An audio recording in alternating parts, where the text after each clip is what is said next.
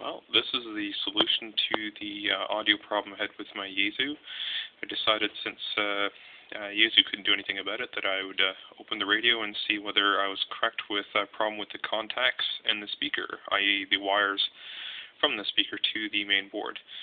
So first things first is I need to remove the antenna here. So we'll just take that out. Which just leaves us with the radio on its own. Nothing new, nothing changed, just standard Yaesu radio, standard battery. So first thing here is I need to remove the screw from the grommet that covers the headphone jack and the DC jack. So we'll go ahead and remove that.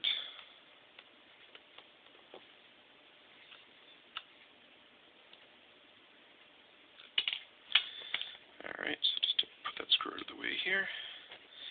And using a little bit of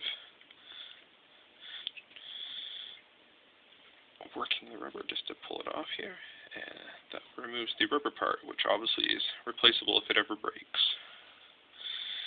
Next part is on the top here. There's a grommet that covers the GPS and speaker mic accessory. If we pull that off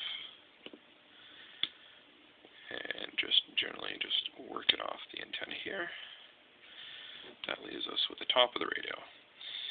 And next point here, there is a screw which holds on the VFO, or the option for volume in VFO.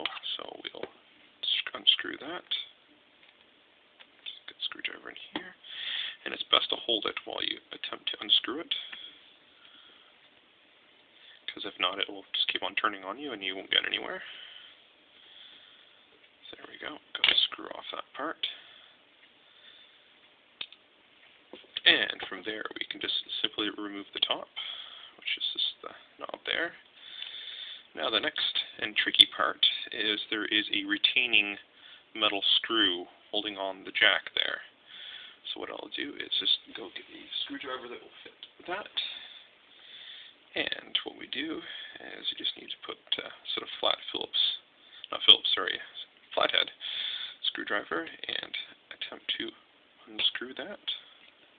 See whether I can get this to go. There we go. So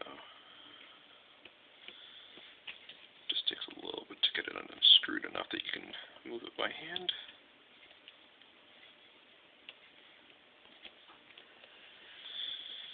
And getting there.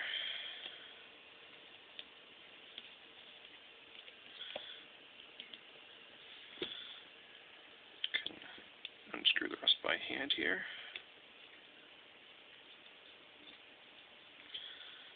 So now I've got the retaining screw off. I'll just drop that off there. So that's what that looks like.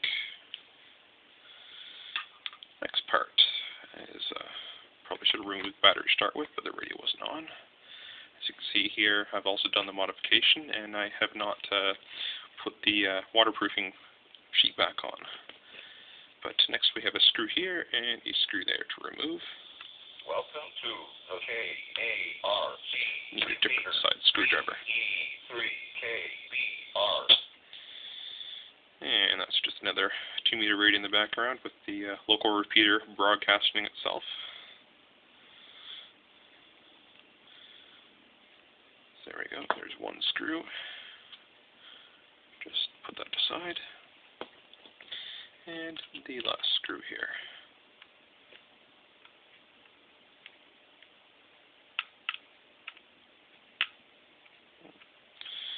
Doesn't want to come very easily. There we are. Last screw removed. Now, as far as I can tell, that is all we need to remove the main board from the Yaesu radio. Next, I just have a small thumb piece with a screw in it, which is actually quite helpful. And what I can do is just screw it in enough to get a grasp on part of the radio here. Let's try that again here. And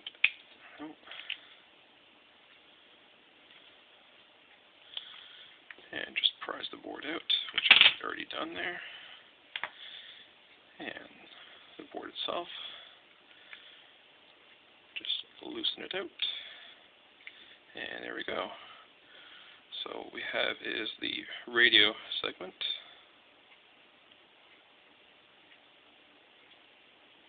And that's what it looks like.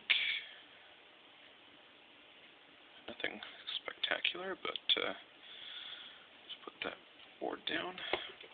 Of course, there's the speaker inside the Yaesu radio. Now, from what I can tell, looking here, if I hold the board up here again, you can see there is a sort of a metal spring load on both sides here, and here.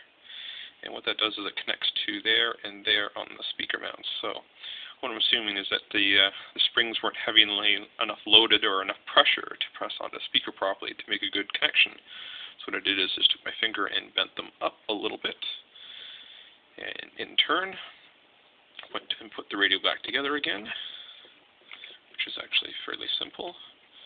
Just need to put the first part in, make sure it goes underneath the top, and the rest of the radio should fall in together quite nicely.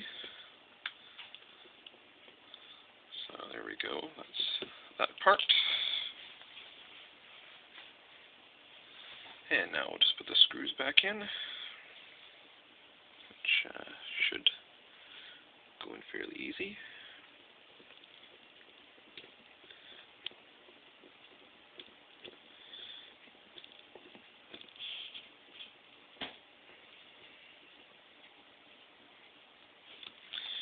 And the next screw. Get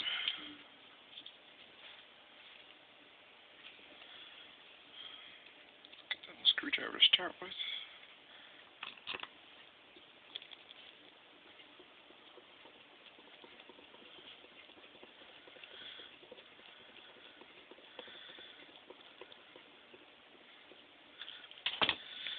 And then next thing is put the retaining ring back on top here.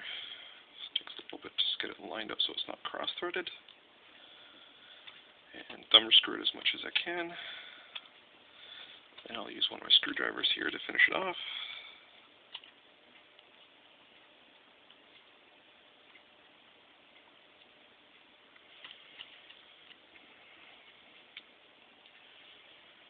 And just tighten it up a little bit. There we are. Next thing is to put back on the rubber grommet covering the headphone and DC jack. So I'll just put those back where they're supposed to be. And find the correct screw, which is the silver colored one. And screw that back on.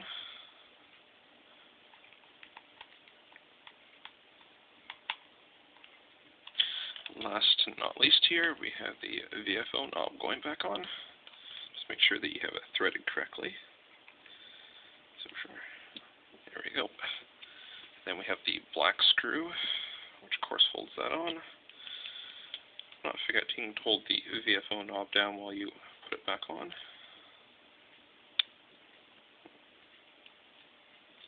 There we are. So just screw that on. Sorry, a little picture there.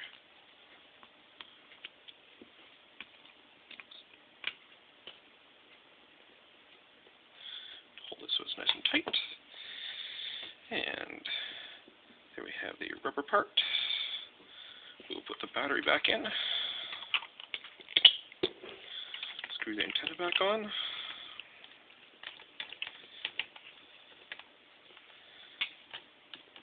Power the radio back on. As you can see, it sounds a lot louder. And here we go with the tones.